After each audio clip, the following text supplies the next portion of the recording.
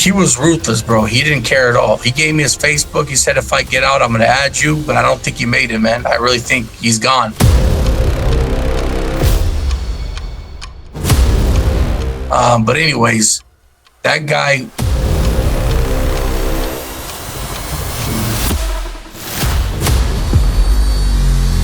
He did a stabbing just like right there. I'm talking about while we're eating. So we're eating out there.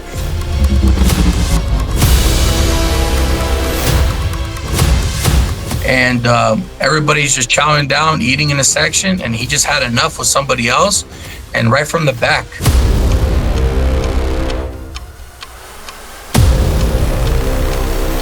He hit him, boom, 2 times straight to the back of the neck. I'm watching this. I'm like, is this really happening right now? It's like a movie. Boom, 2 times to the back. Grabs him by his hair, just slices him on his neck, and the guy falls down.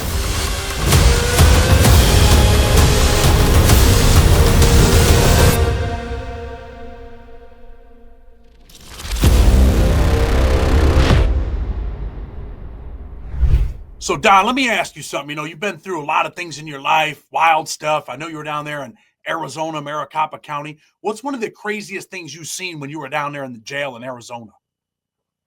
Okay, so in Arizona, when I did some time in Maricopa County, you can choose. I mean, first of all, it's the worst sheriff of them all. He's Sheriff Joe Arpaio.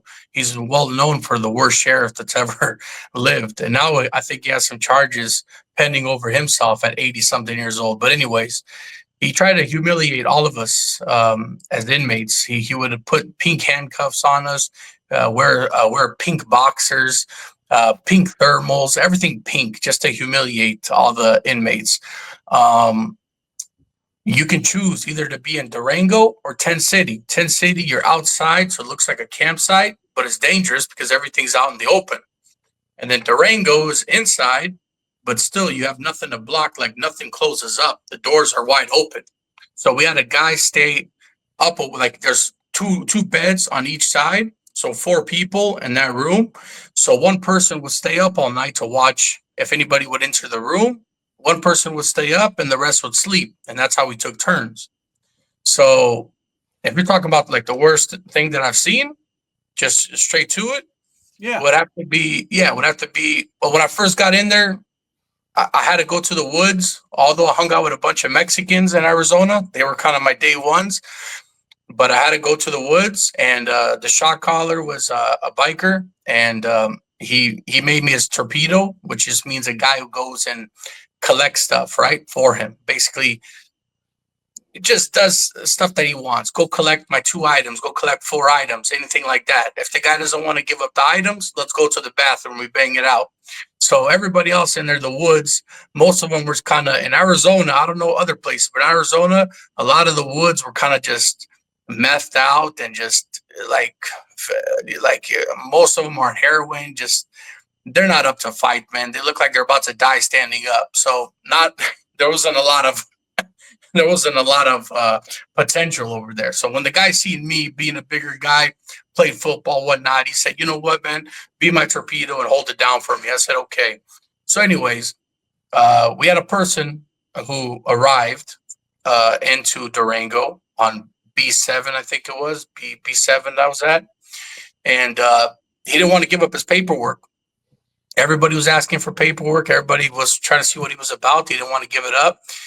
Later on, he was a Paisa, so that's a Mexican born in Mexico. And then a Chicano is a Mexican born in America. So the Paisas were like, we're going to take care of this. Don't worry about it. So it was over a month. The guy didn't want to give up his paperwork. But finally, there's ways to get paperwork. They got it. So the shot caller over there looked at it and told our shot caller that this guy's got to go within 24 hours. So I was curious, being first time going in there, I was like, what's this about? Like, what does this guy do? And then the guy said something that no man should be in here for. And I don't know why. Can you hear me? Yeah. Okay. Yeah, he's like, no man should be in here for that kind of stuff. I don't know why he's in here right now. But anyways, I was like, whatever. So I got curious. I asked him, and I guess what he was in there for, his charges were assaulting women and kids after he brought them across the border. He was a coyote. He would get them across, take their money, and then after that, he would just, do his nasty little thing, and then take them to Phoenix, Arizona, and then dump them over there. So, anyways, he was a pedo, of course. They figured that out. He had bad paperwork. He brought over 40 something people across the tunnels. He used the tunnels to go underneath. So, anyways, after that, he knew like he had to try to get out there to try to do something because he knew that the shot caller was not gonna tolerate the bullshit that he went through. So, anyways, he goes to bed that night. I knew something was going to happen. So I stay up. I stay alert. I tell everybody, you go to sleep. I'll stay alert. I'll make sure nobody goes inside because it doesn't close. Nothing closes in Durango. It's wide open. And then I just see two men. They're covered up. They put their blankets over their heads. So I guess the video cameras wouldn't see. And they just they're creeping by. And I guess as they're creeping by over, they're going to the next cell, the cell that he's at. And which is literally like 2 cells from me, so you can hear everything. And you couldn't hear any screaming or any yelling, but all I can hear is the like tuk, tuk, tuk, tuk, tuk, tuk, and then the cracking of the bones and like the I don't know how to explain it to you, but you can hear like they're going deep, digging down in his bones, and they're just straight going at it for a good couple minutes, and then after that, blankets over the head, and they leave. So the next day, I see the stretcher come up. I knew what it was about. I don't know if he was dead or not. So they kept him open so people can look at him before they put the blanket over to cover him up. I've never seen so many stab wounds in a person in my life, man. This guy he got dismantled. I'm talking about dismantled from his face to his body to everything. You can see his bones. You can see straight into his bones and just leaking blood everywhere. It was a murder scene, like a just straight murder scene. And that's what happened. They took care of it within 24 hours. And after that, I was like, you know what, man, I got to try to get out of here somehow. This place is crazy. They're serious about their business. And most of the people that were in there were serious cartel members, but they're not allowed to tell you. They're part of La M. They were part of like people close to probably El Chapo. Like they didn't care. They would cross over. They would do their thing. They would get caught, and they'll be like, "I'll do 18 months. I'll do like you could say 2 years, 3 years." They get deported, and they come back through the tunnel. Same thing. I had one guy in there was deported 12 times. He got deported, came back. But my situation's different because everybody, when they get deported, or like most people, they do crime, they get let go. I got deported. If I went to Mexico, it would have been easier. I would have came back. I'm going to stop you for a minute. I'm going to stop you. I'm going to ask you something though. You talked about the woods. As soon as you get there, they make you their torpedo. I mean, are they paying you? Are they looking out for you? Or are you just like, all right, I'll just be your torpedo? No. They take good care of you. Yeah, the shot caller will take you like you're his main guy. You're his main guy. If you're his torpedo, you're his main guy. So he sees everybody else, and it's a torpedo and the shot caller. That's it. So he tells you everything. Like nobody else knew that was going to take place that day. I knew about it. That's why I stayed up and stayed alert, just in case somebody came in. I would have to do most of the fighting. If the guys didn't want to give up the items, most of the times they did. It could have been anything. We fought over anything, man. Crackers, snacks, just anything in general that he wanted, that some guy owed, and money, of course. That was the number one. And it got violent every single time. Durango's violent, and the sheriff didn't care. The sheriff did not care one bit. He didn't mind. He wanted people to fight, and then they put you in this little hot box, which is super hot. I mean, it's already 130 degrees outside. So then you got inside there, it's like 140. So you're sweating, you're going crazy. And it's Arizona, summertime.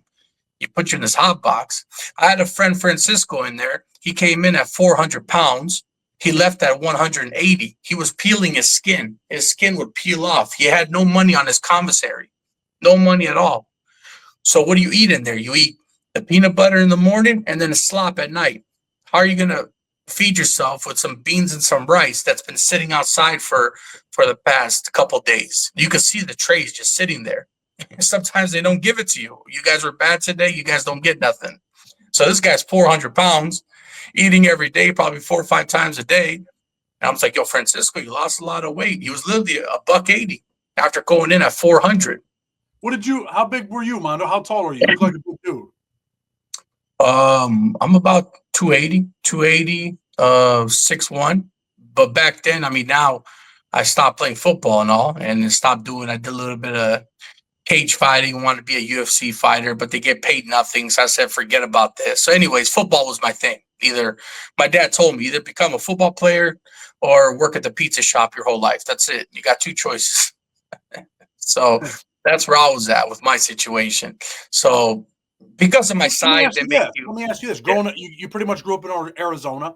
What was it like growing up there before you end up in jail? Growing up in Arizona was nice, man. Had a great time. Like, I really got into no trouble at all, no situation. I had probably the hottest girl in high school. I think so. I mean, everybody else wanted her. And not trying to be cocky, but I had the hottest girl, was happy, never went to no parties, no nothing, because I didn't need to. I had the hottest girl, just hung out with her all the time. Pizzeria, worked at the pizza shop, made good money, played football, girlfriend, home, and pizza shop. That's it. Like, stay out of parties, because there was a big pandemic. I guess there was a big situation in Arizona. There was a lot of heroin coming across Mexico. So everybody that was rich, the area that I was at was pretty well off. There's a lot of heroin going around. So when I went to these parties, they weren't fun. Everybody was just sleeping on one and another. Another guy was sleeping on another guy's lap. Another guy was sleeping on the floor. I was like, what kind of party is this? This is what you guys do for fun? I was like, no, man, I'm not going to this. This is bullshit. This is not even exciting, because they got big into that. They got big into the heroin. It was like the black tar stuff, or the one that you huff on it and then whatever, you smoke it out of aluminum foil. Everybody was huge into that stuff. They started from somas to oxys to that stuff. So anyways, I tried to stay away from all that BS. And but after what happened to my family, and after what happened with the whole situation to them, after they got deported, I didn't care after that, man. After I lost my family, I was like, not losing them, but they're not with me every day. I just took a different route. That's when I started drinking, fighting downtown every single day. Got into like assault charges. Took a marijuana charge for a buddy of mine, which, whatever, man. I mean, he was going to do time. It would have been his fourth offense, but I took it for him because he said nothing was going to happen. But it affected my immigration. That's the problem of it. I took the charge, but later on, it affected me with immigration in the long run. You know what I'm saying? So it affects you with immigration, right? Tell the people where you came from. What country are you from? Yeah, Albania. I was born and raised in Albania, and the hospital Tirana, so the main city downtown. That's my hospital. And they deport your family. What? They go back to Albania? Yeah, they caught him with fraudulent documents, but back then was a communist time, so they really didn't know if the documents were real or not. But they just said whatever, they're fraudulent. So since then, my dad paid. So be careful, everybody, especially with this whole Donald Trump and everybody getting deported and mass deportation. Make sure you choose the right lawyers, because there's a lot of messed up lawyers out there. I think 80% of them are all messed up. We went through over 15, 20 lawyers, and my dad's paid over at least $200,000. Worked every day like a dog and paid these lawyers, and they didn't do nothing. One of them took the money, went to New York, said that my mom is on her deathbed, and then we see on his social media, he's out there having fun with his wife at a restaurant. We caught him in the pictures. We showed the pictures to him. Took 40 grand to go on vacation. So be careful on which lawyers you choose. It's a whole bunch of scam. That's their biggest scam, the immigration lawyers. But so you end up eventually getting deported over taking that marijuana charge for your homeboy. You didn't know those consequences were for you, right? Exactly, man. He said, I appreciate it. I said, cool, but the guy has never contacted me ever since to even say thank you. So whatever, because I didn't see him after that. After they took, like, my family got deported first, and then after that, they were trying to wait for me because I was young. I came when I was 5 years old. You know what I mean? So they didn't know what they were going to do with me. So they were like, maybe deport him, maybe not. Like, we'll see, because the whole Obama thing was coming out. Like, if you came to the country when you were young, they keep you, whatever. So they didn't know my situation, so they let me stay. As soon as I took that thing, Then they gave me the 10-year ban, and then I got sent to. I did time. I went to not Florence. Florence is a detention center, but it's Pinal County. So I was at Pinal County, where I did 4 or 5 months, and I was just waiting for my plane to go home. But Pinal County, I saw the craziest thing. I saw every refugee was over there. You know, you got Russian mobsters, you got trying to get deported back home, you got Italian mobsters trying to get deported back home, Mexican mobsters trying to get back home, everybody, serious people, you know, which I didn't know it was like that at first. I thought it was let's fight in the shower. These guys were on a different mission. You know what I'm saying? So what were some of the things that you've seen actually done over there? Pinal County was dangerous, man. But good thing I had a good guy by my side, Uncle Gretchy. I call him Uncle Gretchy. He used to speak to my uncle on the phone and said, "Don't worry, we'll take care of him." He says, "You remind me of my son." So basically, you know, and he liked Albanians. He's like, "You guys are loyal, so you stay with me." But if it wasn't for him, I would have got sliced up by these Cambodians because I played a game of basketball and I beat them in a game of basketball. So, you know, me being an athlete, I started getting mouthy, thinking I'm on the streets, right? So I'm like, yeah, I won. What's up? What you guys gonna do about it? Da da da. Trying to get cocky with it. So this Cambodian, he's already 20 years in the pen. He's trying to get deported back to Cambodia. He doesn't care. So he already has like a dagger ready to go, bro. A shank like bigger than my head. So he has it ready to go, and I didn't know nothing about it. So Uncle Gratchy got the word because I was in his room. So if something happened to me and me being in his room, it would have been on him kind of too, right? So he got the word for it. As soon as I hopped in the shower, this guy came with 2 other Cambodians to kind of slice me up. And then Uncle Gratchy came in the middle and he said, "Listen, man, it's not going to happen like that. You know, you got to go through us Russians," because he had 2 Russian buddies. And he's like, "We're defending him." He's like, "How you going to defend this guy? He just got here, blah, blah, blah. What you know about this guy? This guy runs his mouth, blah, blah, blah." He's like, "Listen, it's not going to happen like that. You guys are not going to do this. Not on my watch." So if it wasn't from him, that night I would have been probably stabbed up and who knows what would have happened, man. That guy was serious. That guy was serious, ready to go. So Pinal County was different. So for everybody who goes through the immigration process, they take you to a detention center. If you go to a detention center, you're good. You get to play basketball, play soccer. You're outside all day. It's like a camp basically. But they kept me because of all my charges for assaults. I had a lot of assault charges and a lot of stuff like that. So they kept me at like high level. You know what I'm saying? Like they kept me in at first when I came in there for the first 2 months, 23-1. I was like, "What's this 23-1? Never done that shit in my life." That was crazy. 23 hours in the cell and then like 30 minutes to get out to on the phone and 30 minutes to shower. So what was the most violent thing you've seen while you were in jail in the United States? Besides the stabbing over there in Durango, it was an El Salvadorian. He was from El Salvador. He was gonna die. He told the guys, "I'm gonna die if you guys send me back with all the tattoos I have on my face and everything that I'm known for. As soon as I hit the airport, I'm dying in El Salvador. Like I don't want to get deported." So he didn't care, man. The El Salvadorian guy, he was ruthless, bro. He didn't care at all. He gave me his Facebook. He said, "If I get out, I'm going to add you." But I don't think he made it, man. I really think he's gone. But anyways, that guy, he did a stabbing just like right there. Right? I'm talking about while we're eating. So we're eating out there. Anyways, we were on the tables and everybody's just chowing down, eating in a section. And he just had enough with somebody else. And right from the back, he hit him, boom, 2 times straight to the back of the neck. I'm watching this. I'm like, is this really happening right now? It's like a movie. Boom, 2 times to the back, grabs him by his hair, just slices him on his neck, and the guy falls down. And then just kept stomping him until the guards came. And then they shot up with those beanie bags that they hit people with, and then the smoke bombs and all the stuff over there, and then mace everybody to get them on the floor. But that was it, man. That was like straight up on sight. The guy just walked up, boom, boom, boom, boom, right to the back of his neck, and grabbed him by his hair, sliced his throat. That's it. Left him on his own blood while eating.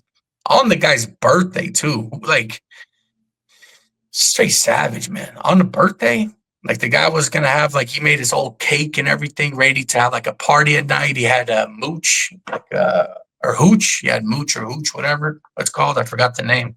But he had all that ready to go and trying to celebrate his birthday. And it was just the guy didn't care. He was gonna die anyways. So he got taken away after that. And that was probably the most ruthless thing I seen in the States. You know what I'm saying? Then I told you, then I went back, then I got sent to Albania, right? Let's talk. Hold on. Let's talk a little bit about Albania, right? You get sent back to a country that you haven't been in since you were 5 years old, right? 5 years old. Yep. Grew up in the United States. The government's telling you, hey, look, you're going back to your country. Are you a little bit nervous? Like, holy shit, I'm going to Albania? Nervous. I don't even know where I'm going. They said Albania. I had to actually look at the map. I had to look at the map. I was like, where's this country? He's like, this is the place you were born. It's like, I don't know nothing about no Albania. I'm American. I was like, no, you're not, buddy. That's why I got mad at it was a Chinese guy. He was my deportation officer. So check this out. So I kind of swung at the deportation officer, which put me in there at the 23-1, because you're not supposed to. But he kept me in there, and they actually kept me in there for like 4 or 5 days, no food, no nothing, just because I took a swing at him, just because he tried to tell me, why don't you go back to Albania? Because I had to sign paperwork. And he was like, just trying to be arrogant. He was like, why don't you go to Albania? Albania is a beautiful place. It's part of Europe. It's got good food, good people. Why don't you go back to so then I was trying to be, not cocky, but I was trying to just tell him how it is. I was like, why don't you go back to China? China's a beautiful place. I mean, America owes a lot of money to China, and you guys are well off and you guys are good. So why don't you just go back to China then? He's like, well, you're in that chair and I'm in this chair. And I was like, so who cares? You're Chinese and I'm Albanian. He goes, no, I'm American. I was like, go fuck yourself. So I swung at him. Of course, the guards got me right away, threw me in there, and then tried to punish me with no food, no nothing for 4 days, whatever. And then they got me a new deportation officer. But that's how they are. So everybody, if you get, and it's like, I mean, he just signed yesterday for a mass deportation thing, Donald Trump. So everybody, that's going to be a lot of people a lot of people are going to get deported. So be careful, man. Make sure you have something in the system to protect you. If you don't, like some kind of paperwork, if there's nothing in the system, there are a lot of deport you right away. You got to get something inside there for ICE to let you go, because ICE will not let you go if you got nothing pending. So that's the one thing. And at that time, I had nothing pending. Nothing pending. I didn't know anything. I didn't know how the laws worked. Now I do. And I got sent right back, bro. They got the flight ready. There's another funny story to it. So, my name being Armando, which is a Mexican name, they had me hop on the bus, but somebody told me I was going to get released. They like to play games with you, the officers. That's how they are. They play games with you. So they go, you're going to get released. I'm like, where? He's like, we're going to take you back to Phoenix. I'm like, all right, so I'm not going to get deported? He's like, no, you're going to go back to Phoenix. So I got on the bus thinking that I'm going to go to Phoenix for my uncle to pick me up. And the guy looks at me, and then he goes, Armando? And I'm like, yeah, ¿cómo estás? Like trying to speak to me in Spanish. I go, no, bro, I don't know that stuff. Like, I'm Albanian. And he goes, what are you doing on this bus? I said, I guess I'm going to Phoenix. He's like, no, man, this is the bus to Mexico. I'm like, what? So they're literally about to take me to Mexico. They called the bus around. The bus had to come back and brought me back so I can hop on the other, it was like another bus to go to the airport. But that's how it was. And literally they tell you, you can go anywhere you want, but you can't stay here. I was like, are you joking? Is this a joke? They go, wherever you want to go, we'll deport you. You just can't stay here. That's crazy. Do you not how to speak the language? You're going back to the country at that time. Do you speak the language or no?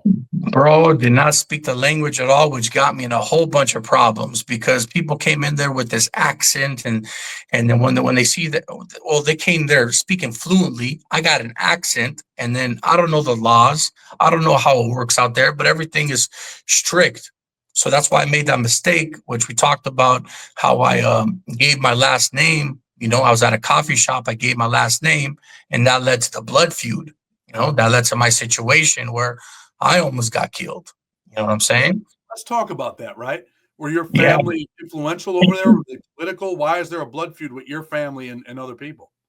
And so check this out. So my uncle, like, he was extorted when he was young. So when he was young, it was a coffee shop, bar or whatever, and he got extorted by a big mob back in Albania. It's really well known. Um, should I say? Yeah, I guess whatever. It's all over the news, anyways. But the prime minister in Albania, his name is Berisha, and the big mob back there, their name is Berisha. Any Albanians watching this, you know who I'm talking about. So Berisha is like, he's like Sammy the Bull. This guy has like 30 kills, 40 kills, and he just got released. Like, how do you get 30, 40 kills and get released? So this person's really well known and actually that's kind of like a picture of him. And you can see his whole article, like 2 murder suspects and everything. So, and then this was a news article in Albania that they put about me and my family, and it's an Albanian, but it's translated saying that my father was attacked, Artur Lako was attacked, and they recommended for the nephew to come. So they told my dad, we need the nephew so my uncle. I'm the nephew, they want me. They don't care about the kids, the females, they don't care. They want the nephew.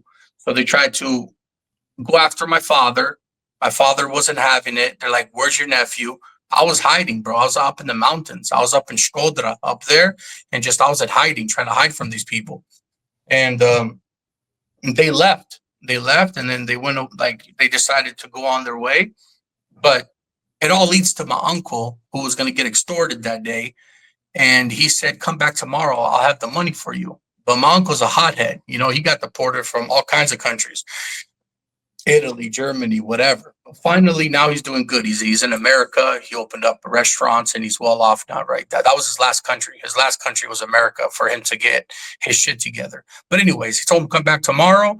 And 3 guys came in to try to collect the cash and just shot him up right there at the restaurant. Said, I got no fucking money. How about this? Boom, boom, boom, boom, boom. And one of them is paralyzed. So it's not this guy, of course. But one of them is paralyzed, and that guy who's paralyzed has been trying to get this blood feud ever since. So now I go back home. Well, I don't go back home. I get deported by marshals. Like, when you get deported, you have these, I don't know if they're marshals. I don't know what to call them, but I guess police officers or immigration officers or whatever. But they go with you on the plane. So they strap you up. You're handcuffed. Your legs are handcuffed. Your legs are shackled, your arms are handcuffed, and you're between 2 marshals, and then they have guns, and you literally just stay like this the whole entire time. You don't move. And Albania is a long flight. We're looking at 18 hours. So 18 hours, I'm literally just like this, not moving, not nothing, no speaking, no nothing. And then I arrive to Albania. I go through a depression, anxiety kind of thing. I don't go out. I'm talking about 6 months. I don't go out. I just stay inside. Let me stop you. Let me ask you about the process, though. You get off the plane, you're in Albania. Do you go through like customs? Are they asking you all kinds of questions? Do they just accept you? I mean, how does it go for people that don't? Good question. So if you came to America when you were young, what happens is they don't know nothing about you. So they're going to keep you there. So they want to keep me there for a couple months in Albania in custody to figure out who I am. I said, bro, I was born in the hospital, Tirana. And they're like, we have no paperwork on you. We have nothing. We don't even know who you are. And then, because you left when you were so young. So if you know people, they'll let you go. Like, you know what I mean? If you know people, and it's like, Albania at that time was a country where you can have guns and all kinds of stuff in the car. And if the police pulls you over, you give the officer $40, $30, he'll let you go. He'll be like, I don't see nothing. You guys can go right ahead. You know what I'm saying? So anyways, the people, you know, my uncles, my people, well known. They have casinos, they have hotels, they have a lot of stuff. So they're like, let this guy go. You know, they gave the guards a couple of dollars and they released me. He's like, he already did time in the States. Now he's going to do 3 months here. He's like, bro, let the guy go. Like, we're his family. He's Albanian. So anyways, they let me go. But for other people, you got to go through a process. Like the El Salvadorian, he had to go through a process. Once he got released, they probably killed him because of his tattoos. It works different for everybody else. If you got nobody to back you up and you're going to go there and you have no family at all, they're going to keep you in there until they figure out who you are as a person. So, but the American officers, they leave you alone. Like, The American officer, as soon as you touch Europe, they leave you alone. Or as soon as the bus sends you to Mexico, they're done. Their job is done. They're finished with what they got to do. So, anyways, with my situation, I didn't know you're not supposed to give up your last name to anybody. So I just go to a local little coffee shop, and after staying inside for like 6 months, depressed, don't know nothing about Albania, can't speak the language that well. You got everybody. You know everybody in Arizona. That's your playground. That's your area. Now you go to this new area that you have nothing about. And just looks like a safari, like a just safari, like you're in the jungle. You're like, what's going on here? You see strange people, you see people that you don't trust. Everybody's got that. Albania is a beautiful place. Don't get me wrong. A lot of Albanians might get mad at me. I'm not talking about the place. If you got money and you know people, you're gonna have a great time and whatever, But if you're gonna get deported there, and after living so long in America and not knowing nothing about it, you're gonna live through hell. So I don't know nothing about this coffee shop. So I go in there, and then they're like, they want to know about you. Albania is like jail. I'll give you like flat out. It's like jail, but you're allowed to be free and have a coffee and walk down the street. But they want to know everything about you, just like jail. Paperwork, everything, who you are. So the guy comes in there, what's your name? Blah, blah, blah, da, da, da. He wants to know everything. I was like, whatever. I'm trying to be nice. So I give him all my information, right? I shouldn't have, but that's what I do. So then I mentioned my dad's last name. He goes, oh, yeah. They have 3 brothers, 3 good brothers. I'm like, yeah, those are my uncles. Like, yeah, good family. Your grandpa was a hardworking man. He worked at the office and blah, blah, blah. So how the hell does this guy know everything? So anyways, I give my mom's last name, and that's the trouble uncle. You know what I'm saying? And then he just looked at me with a huge stare and just like confused. And he's seen a ghost. I'm like, what's the situation here? Anyways, he leaves. Nothing happens for like about a week, but the word got out that the nephew's here. So I'm like, what's going on here, man? And then, so after that, I try to watch myself. I was like, I don't know. I don't like the vibe of this coffee shop. So let me try to go to another coffee shop down the road, right? And I was walking down to the other coffee shop. I see 2 guys pull up in a Mercedes, and I was like, what's going on here? They're all dressed up, all in black, and they're trying to, they come aggressively trying to, luckily they're not bigger than me. They're smaller. Most Albanians are pretty small, but they're trying to put me in the back of the trunk of the Mercedes Benz. I'm like, what the hell? Is this serious right now? So that's why I got like the stabbing right here. I got cut up. Right here. I got cut up underneath my chin. I got a bunch of war wounds all over my stomach, and one that almost went deep, that if it would have went deeper, it would have hit like some artery or whatever, close to something that would have been severe. That's what the hospital told me. But anyways, they came and they attacked me, and if it wasn't for my size and being bigger at the time and being athletic, I'd have been done. So after that, how many times did they stab you? What was that? I got one here, one in my chin, and 4 or 5 on my back and on my side. So around 7 times, 7 stabbings. And then I think you can see one on the top of my head right here. Boom, right there on my head. And I got the back of my head too. If I show you that, it's crazy. It's a bunch of stabbings. So I just saw blood. How'd you get away? How'd you get away? That's it. I mean, they're 2 small guys. I just saw blood everywhere. After that, I blacked out. I threw kicks. I threw punches. I did everything I can. I didn't care about a knife after that. I saw a path to go to the side. So there's like a bush or whatever. So I jumped over to try to go across that fence. They jumped too to try to come and grab me. So I'm like running. They're coming after me. I'm swinging. They're slicing me. I'm like, what the hell is going on here? Who are you guys? And then that's why I got the paperwork right here. This is the general. He's the chief. Probably people know his last name, but Basha, Agim Basha. That's the guy that saved my life. So that's the police that pulled up. They saw the fight. They saw them trying to attack me. And then they kept me in, they threw me in the van. They threw me in the police van. I didn't know it was a police van because in Albania, they say police, but some of them are just like unmarked. So I'm like, shit, they got me. I'm like, now I'm in another dark vehicle I don't know what's going to happen. I was like, I'm done. I'm finished. They're like, no, no, no, Polizia, Albania. And I was like, oh, okay, I'm from America. I don't know. You know what I'm saying? They're like, how do you know these people? Very bad people. And then they spoke a little bit of English. And I said, Nuka D, I don't know. Like, I don't know who they are. I don't know nothing about them. Anyways, they took me there. They kept me there for about a week. I had nobody's number. I had my mom's number, my dad's. I had nobody's number. Like, it's a weird Albanian number. It's long. So I'm like, I don't know anybody's number. They said, who do you want us to call? I was like, do you guys got Facebook or something? So finally, they let me use one of their internet. I got on was it Facebook or MySpace? I believe it was Facebook. Yes, yeah, Facebook at the time.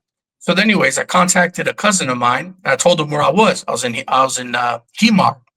So they're like, so they sent me to Himar jail. Anyways, to make the short story short, there's a lot more to it. But anyways, my father comes, picks me up. The next day, they told the uncle, the uncle that's involved in this mess. Told him the situation. I told him that I told the last name. He said, why would you do that? Are you stupid? You don't give out, you don't tell nobody nothing. You mind your own damn fucking business. I said, I don't know nothing about this shit. Uncle, I don't know what the hell I'm doing out here. He said, you got to go, man. You got to go. We got to get you out of there. So it's all in the report, everything, man. I don't like people lying and making up stories. I got the reports and everything, but we paid I paid like a good friend of mine. I said, would you do a favor for me? He said, yeah, I will. So his name is Davis Jacobs. If he hears the story, thank you for saving my life, brother. But anyways, he came down for vacation. You know what I mean? And when he came down there, me and him kind of look alike, but not really. But we look kind of alike. And at that time, they really didn't care that much. Like, people are buying fake passports and going through Luxembourg, from Luxembourg to America to wherever they want, and they were letting people go. You just pay the person at the terminal. But anyways, this one's realistic because it has the stamp of him coming in and the stamp of him going out. So right here, here's the proof that I got. That's his ticket. This is 15 years, 12 years old now that I've been in Canada, 12 years. This is the ticket that I used to get to Canada. And right here, it got denied. They denied me for it. Because when I was going through the terminal, they caught on. One of them says, this is not the person. This is not Davis Jacobs. This is somebody else. You know what I'm saying? So what I'm trying to get at is my uncle trying to get me out of there. Once he heard the story, once he knew these individuals were after me, he paid the cash. He said, whatever your friend needs, we'll take care of him, blah, blah, blah. But take the passport and leave. You got no other choice. So when I got denied, when I got blocked up over there, I did it wrong. I'm supposed to go to Luxembourg. From Luxembourg, I'm supposed to go to Canada. But I picked the wrong one and I went through France, Paris. Paris is the worst place to go. Super patrol everywhere, immigration, police officers everywhere. It's impossible to get by. So the only thing that got you go to jail in France? France. No, yeah, Paris. Yeah, in Paris. So you're in Paris and you go to jail there in that country. I go to Paris in a detaining center, detain you just to see you. Is this really you or is it not? You know what I mean? But I knew the guy's everything. I knew his social. Me and him grew up. We were best friends, right? So I knew his social. I knew everything. So I gave all the correct answers. And then afterwards, he released me. He says, come back tomorrow. That's why this is denied.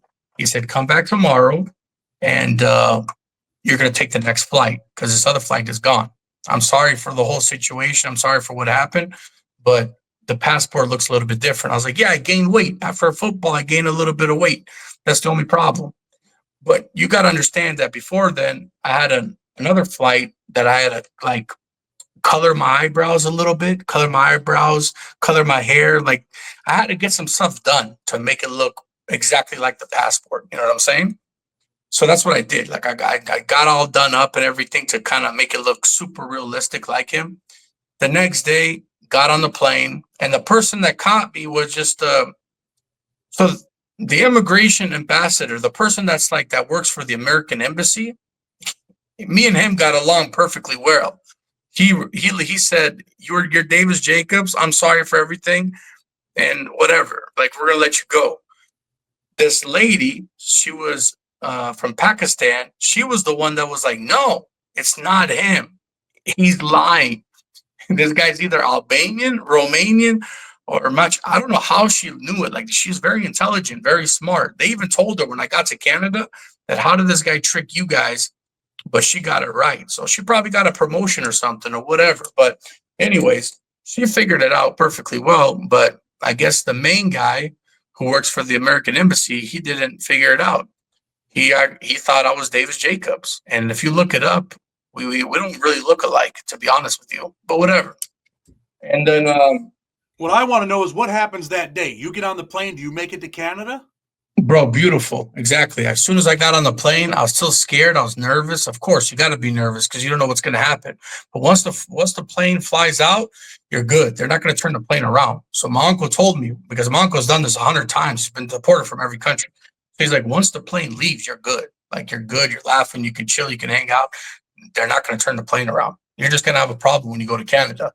And then once you go to Canada, you claim refugee. You tell them your story. If you go back, they're going to kill you. That's it. And that's what everybody in Canada is here for anyways. Majority of them are like Arabic because they're Muslim and they can't go back because they're Catholic and they might get killed in their country, whatever their situation is. You know what I'm saying? So majority of the people here are on refugee asylums. You know what I'm saying? So everything was good. And I was about to just get past. Okay. But one thing Davis didn't tell me, Davis got a charge. He got a charge in the States for like steroids, for selling steroids. So when the officer looked at it, he goes, "You don't look like the passport." And I'm like, "Listen, buddy, I had a problem in Paris. The same guy told me the same bullshit. It's me.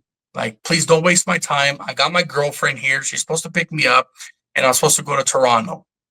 He goes, well, hold up. He goes, "Okay, this is you, no problem. We're not going to say anything, but you're not going nowhere." I was like, "What do you mean, man? I'm not going nowhere. This is the officer in Canada." Okay, so I made it to Canada. And he looks at me, he goes, "You caught a charge in the States." I said, "What charge are you talking about?" He's like, "Yeah, you caught a charge." And yeah, and he's like, "You got a charge. You don't know what charge it is?" I was like, "No, I don't know what charge it is." Like, what? He's like, "How do you not know your own charges?" He's like, "But anyways, it doesn't matter. We're gonna deport you." I was like, "Deport me where?" He's like, "We're gonna deport you to your home." And I'm like, "Where?" He's like, "America." So I can't go back because that's called a re-entry. And if you get a re-entry, you can either go to jail or they'll give you a harder sentence. So instead of 10 years, they'll give you 20 years. You know what I'm saying? So every time, if you're planning on re-entering the States illegally, it's not good. They keep going up until they give you a life ban. Once you get a life ban, then you're done. So I had to tell them the truth. I was like, "Listen, I'm not Davis Jacobs. My name is this, and that.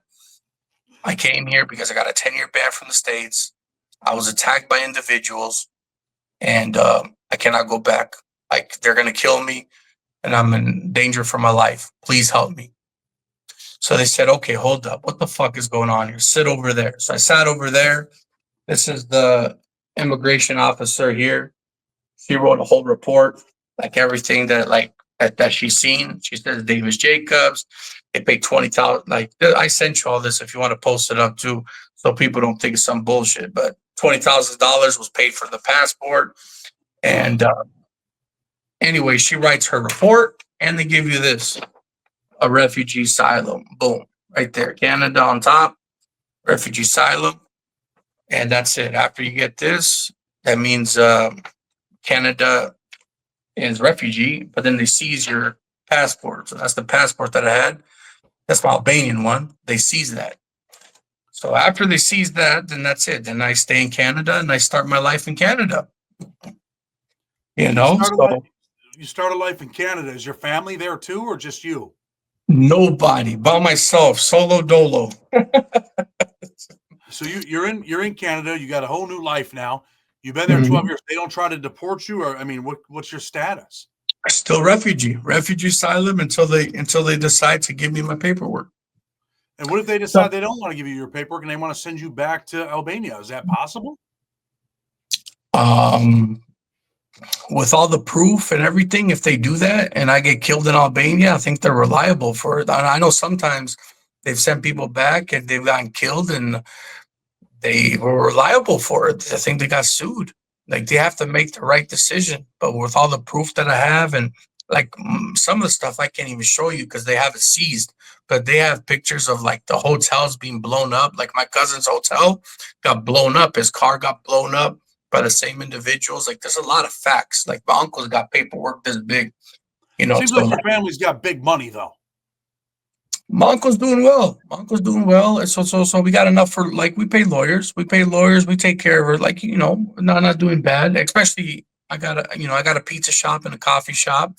As long as you're paying your taxes in Canada, you're doing well. You know, they don't like to deport people. Canada is safer than America when it comes to immigration. They bring a lot of people in. They like to help out a lot of individuals, you know, as long as you're doing the right thing. But of course, when I came here, I did some time too. Like I told you about the Exeter Road. Like, I went in there. So you did time in Canada too. What do you get arrested for in Canada? Yeah. A bunch of fucking. That's what I'm saying, man. Every country, something happens, and Germany as well. But that was like a couple of days, so that's not even worth it. But here in Canada was me and my girlfriend. I met a girl. We went out to the nightclub. Some guys were kept grabbing on her. I'm a new face in the city, right? New face in the city. Don't know too many people, but have some friends or whatever. And I go outside to try to defend her. There's 3 people. I swing like this like pipe that I have in the back of my car, and I'm trying to attack them with the pipe because there's 3 of them. I'm thinking it's self-defense, but Canada's totally different. Canada is a peaceful country. They don't want no craziness, right? They don't want none of that stuff. They're not about that. So when they see me swinging the pipe and I connect on one of the guys, he falls to the ground. But I'm thinking 3-on-1. This is self-defense, right? In the States, you're good. Like I said, in the States, like, you're good. Like, I'm trying to defend this woman. She did help me out, though. She came over there and told me that he helped me out. But I still stayed in 3 months because you take it to trial. Like, everything in Canada goes to trial. They like taking everything to trial. In the States, it's not like that. If it's a serious charge, you go to trial.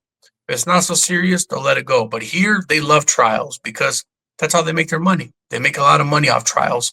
So they take everything to trial. Bro, they'll take a DUI to trial. They'll take anything to trial. They don't care, you know. So you go to trial. What happens? No, that after that, I take it to trial, but I stayed 3 months in there. So the 3 months that I was in there, I think I showed you the newspaper, but it's all over the newspaper article. Just type in Bam Bam. Bam Bam was a good friend of mine. We used to hang out all the time. But here's how the difference between the American, that's why I have a YouTube channel as well. And I like to compare, I do like the differences between America to Canada, the jails and everything that they have, right? So anyways, here it's different. There's no woods, there's no Chicanos, there's no Paisas, there's nothing like that. You got the natives, and the natives kind of run the jail. The natives are really strong out here because the natives are like close by. It's not like the States where the natives are far. Like, you drive 2-3 hours. They got their reservations like 30 minutes away. They can rob your car, take your truck, go to the res, and you can't even do nothing about it. The police can't even go to them. You know what I'm saying? They got to contact their sheriff, and they got to do all this stuff. It's a whole different thing. So anyways, the natives kind of run the whole range over there in Exeter Road. And Bam Bam comes in one night, and he's telling the police, stop. Like, that's the worst thing about this jail. The food is good, no problem.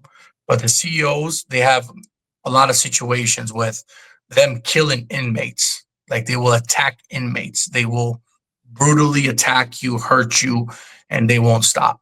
So people were hearing. Canada. What was that? This is in Canada? The cops will beat you to death over there? This is Canada, man. They will beat you to death. They don't care. They will not care. Maplehurst, Exeter Road, Windsor Jail. If you're a dick to the COs, they don't care. They will beat you to death. So that's what they're known. Look it up. I mean, if they look it up. 3 killings last year. 4 killings the other year after that. And then they just say that it was, the guy was intoxicated. That's why, or he was on drugs. That's why he died. No, we heard it. The guy was saying, please stop, please stop, please stop. Like he was just yelling, "Please stop!" And they kept smashing him and hitting him, kicking him, and taking like what 3, 4 guards going in there to beat the guy to death. So they beat him to death. You know, all respect to the family. You know, what I'm saying, peace and love to Bam Bam and everybody, because he was a well-known guy here. I guess his brother, I don't want to say it, his brother's a very well-known person and a very good biker, if you want to call it. He likes to ride bikes. So if you look it up on the news, about 3,000 bikers showed up and blocked that whole jail up. They were doing all kinds of stuff, showing their ass to the like putting their ass right on the windows of the jail so all the guards can see it. They were whipping out their thing. They were fucking spinning out, doing donuts with their bikes. They were waiting for anybody to come out. Nobody came out. This was like a 4 or 5 hours just humiliating them, and nobody even got out to do anything. So they were mad, man. I see guys from Ireland. They showed up from Germany, from Europe, from Montreal. So Canada might seem like a place that's not so dangerous, but there's no RICO law here. There's no RICO. So everything, not a lot of stuff are on the news. America puts everything on the news. Here, they do stuff, but it's all low key. Like they do it, it's low key, and that's it. You got to be here to understand what's going on here. I mean, with no RICO law, people are not doing those crazy numbers that they're doing in the States. 100, 200, you know what I'm saying? You know about the numbers. No RICO law, they have nothing to prove. So they'll just give you what murder is like 10 years. Good behavior, if you're nice, you're getting out in 6 or 7. So, Manu, you end up doing that little bit of time. Do you get arrested again in Canada, or is that the only time?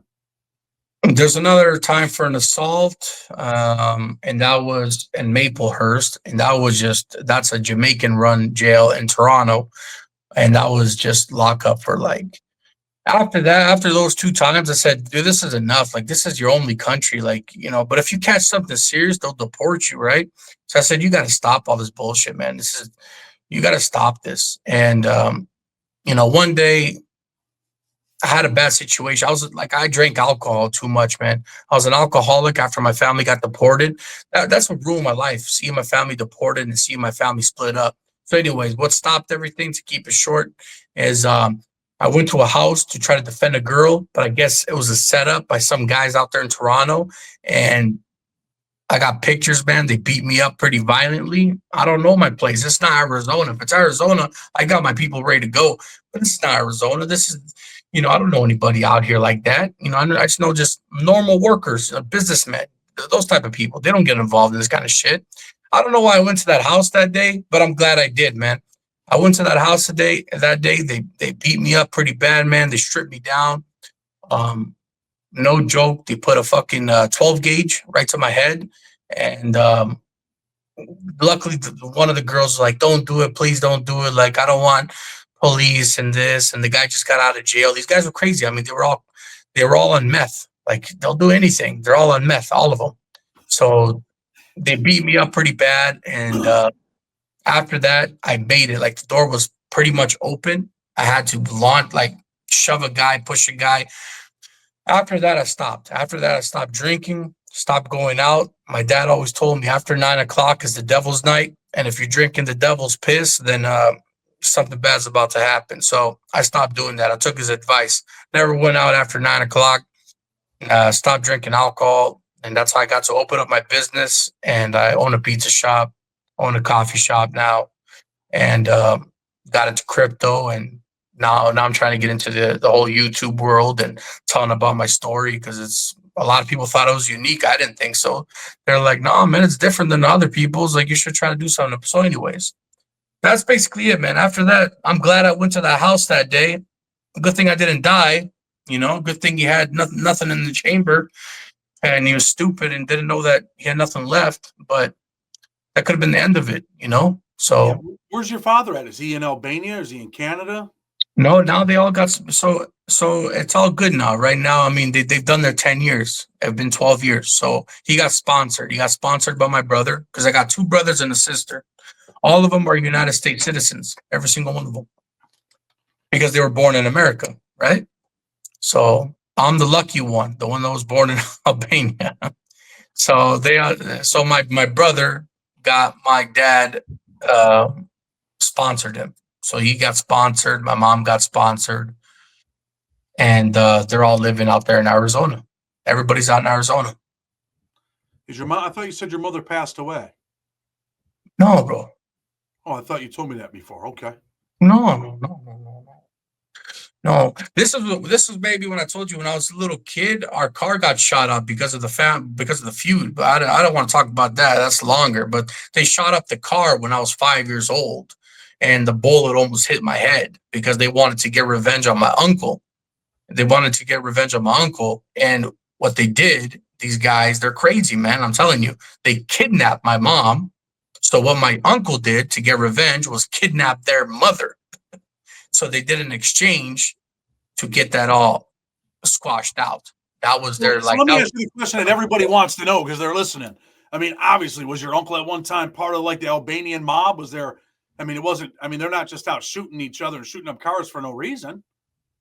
Brother, to be honest with you, no, you don't have to be part of the Albanian mob. I mean, when they went to Germany, they had their own little clique to keep them protected, but you don't have to be in a mob. These guys are a mob. The people I'm talking about, they're known to be a mob, to run the country, and they probably still do run a lot of countries out in Europe and probably in London or whatever. They do whatever they got to do, or maybe they're out of the game. I don't know, But since they try to attack me, I don't think they're out of the game.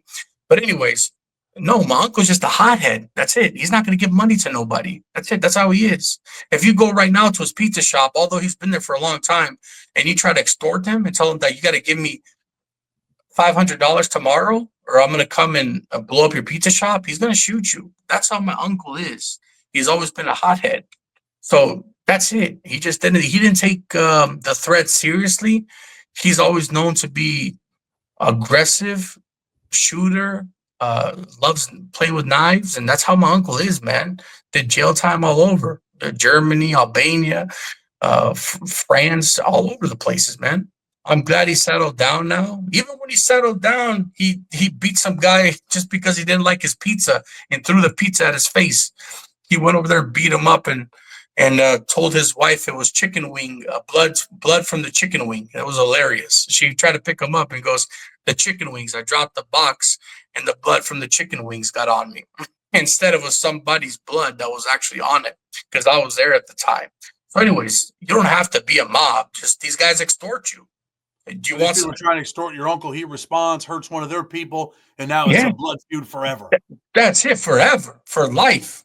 Bro, they had a guy that moved next door neighbor. This is all over the news in New York and Brooklyn. Albanian guy moves next door. This guy had killed his family a while back, one of his members. He figures out the last name. This was the person that killed his relative from back in the day. This was what, 3-4 years ago. It's all over New York. He kills the guy. He learns about it. He knows that it's him. He figures out that it's him, and it's the next door neighbor. That's how God puts things together sometimes. Like, why did I go to the coffee shop and give up my last name? How stupid was that? You know what I'm saying? So, like, just Albania is a small place, man. You know what I'm saying? If they want you, they want you. You know what I'm saying? So that's how it works. So you don't have to be a gangster. You're not going to give somebody money. If I tell you right now, bro, I need 50,000 for this interview right now. Right now, you got to give it to me, or we're gonna have problems. You're probably gonna say "fuck you" and hang up on me, right? But then I'm gonna try to come find you. It's America, so it's different. A lot of people don't do because they're scared. They're scared of jail. But not in Albania. Albania, they get out. They pay $5,000. You get out right away. A couple $100, you get out of the way. So my uncle's there, life is pretty much worthless. Where? Me or my Albania or what? Albania. I mean, if you can get out $5,000, like you can just go out and kill people as long as you got money. Back in the day, they kind of tightened things up a little bit. The new guy that came in there, because Berisha was the guy that was there that kind of fucked everything up, and everybody knows about him. They don't like him, but the new guy, Ramad, fuck man, I forgot his last name, but the new prime minister that's there right now, he's doing a good job. He's doing a good job. He's tightening things up. You can't give cops $20 anymore. You can't do any of that bullshit. So it's totally different. They tighten things up. It's hard to do a family feud thing because people do jail time. He actually puts people to jail and they give them 10, 20 years. They give them like real sentences, So they've strengthened the criminal system a little bit up in Albania to make it more like America and Canada and other places. But back in the happy day, were you to finally get out of there when you did get on that plane? Were you happy to be leaving Albania? Like, I'm never coming back here? bro, I'm gonna tell everybody out here. I'm gonna tell everybody like this: all the illegal immigrants are all legal immigrants. If you guys hate America and you're talking shit about America, and for everybody like over here in Canada, we had people look it up. They're saying death, death to Canada. They're singing death, death to Canada, ripping up the Canadian flag. They're burning the Canadian flag, saying death, death to Canada. But their country's a shithole. Like they're dying out there. You know what I'm saying?